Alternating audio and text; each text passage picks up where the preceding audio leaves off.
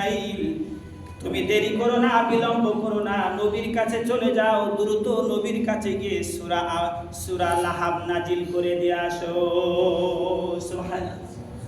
তাব্বাত ইয়াদা আবি লাহাবিন ওয়া তাব্বা মা আগনা আনহু মালুহু ওয়া মা কাসাব সায়াসলা নারান যাতা লাহাবিন ওয়া ইমরাআতুহু হাম্মালাতাল হাতাব ফি জিদিহা হাবলুম মিন মাসাদ। জোরে বলেন আল্লাহু আকবার। আমার বন্ধুগণ, এই সূরাটা অধিকাংশ মানুষের মুখস্থ হয়ে গেছে। ইমাম সাহেবেরা, মুয়াজ্জিন সাহেবেরা, আলেমগণেরা নামাজে পড়তে পড়তে কখন না জানি কোন ব্যক্তির সূরা লাহাব মুখস্থ হয়ে গিয়েছে। আজকে সময়ের ব্যবধানে সূরা লাহাবের তাফসীর করা যাবে না। সময় যদি পাই আপনাদের সম্মুখে পরবর্তীতে সূরা লাহাবের আলোচনা করব ইনশাআল্লাহ।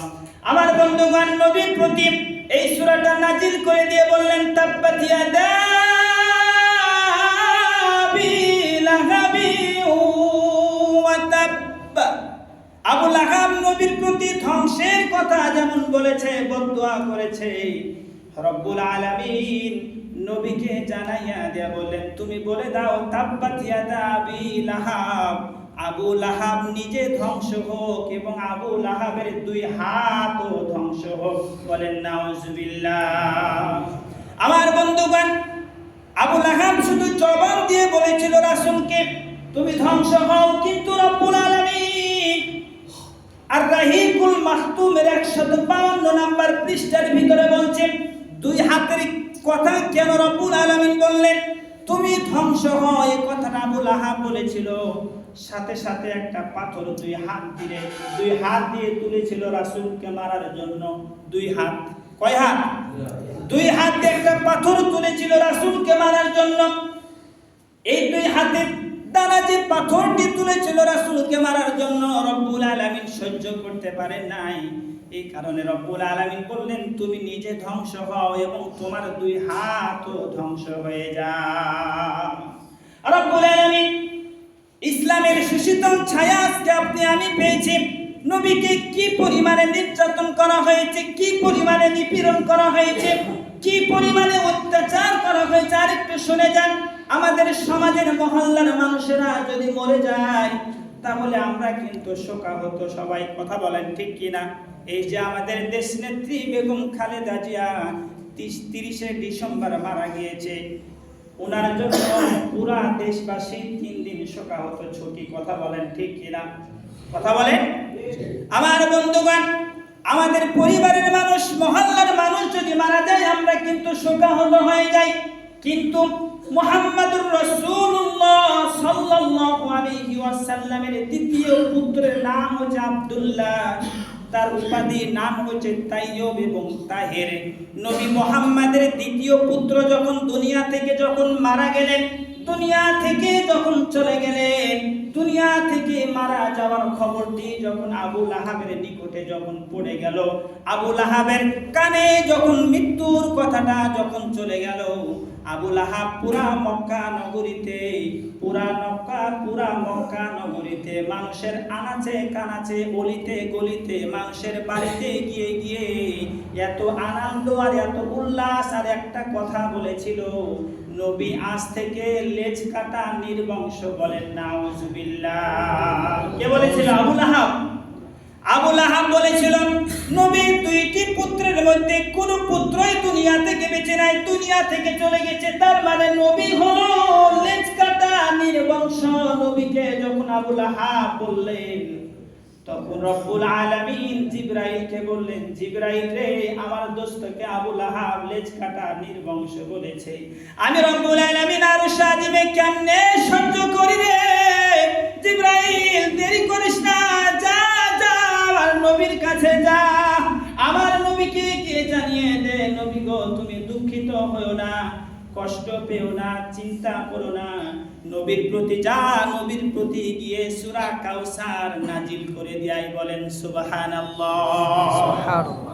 রব্বুল আলামিন জিবরাইলের মাধ্যমে রাসূলের প্রতি সূরা কাউসার নাযিল করে দিয়ে বললেন, ইন্না আ'তাইনাকাল কাউসার ফাসাল্লি লিরাব্বিকা ওয়ানহার ইন্না শানিআকা হুয়াল আবতার। জোরে বলেন আল্লাহু আকবার।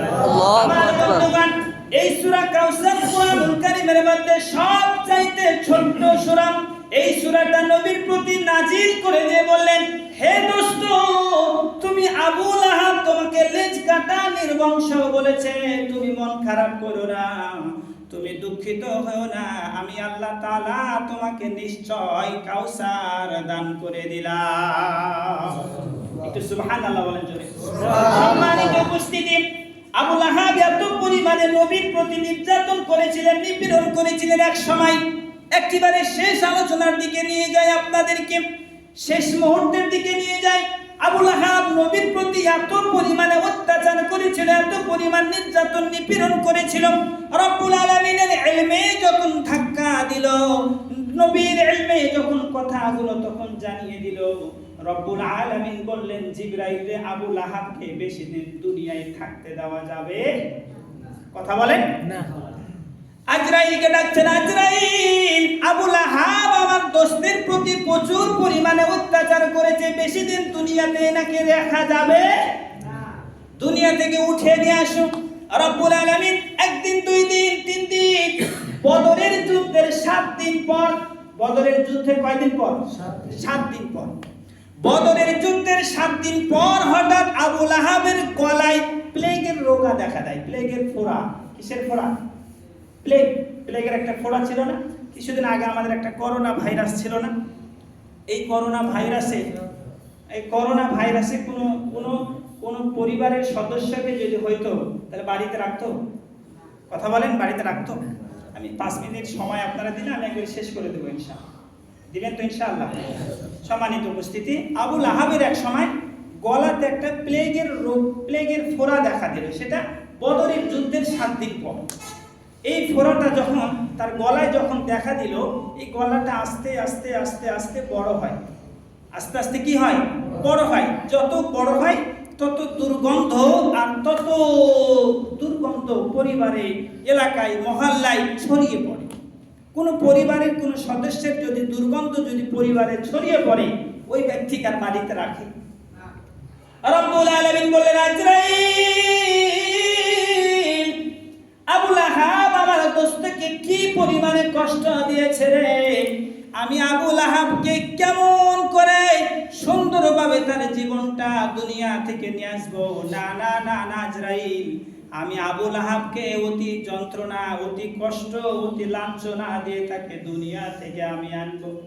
রব্বুল আলামিন আবু লাহাবের গলায় প্লেগের যখন ফোড়া দেখা দিল, যখন দুর্গন্ধ যখন 3 দিন যখন ছড়িয়ে পড়ল, আবু লাহাবের স্ত্রী বলল, তিনাকে বাড়িতে রাখা যাবে না, সন্তান বলে বাড়িতে রাখা যাবে না, চাকর চাকরানি বলে বাড়িতে রাখা যাবে না, এলাকাবাসী বলে বাড়িতে রাখা যাবে না, মহল্লাবাসী বলে বাড়িতে রাখা যাবে না।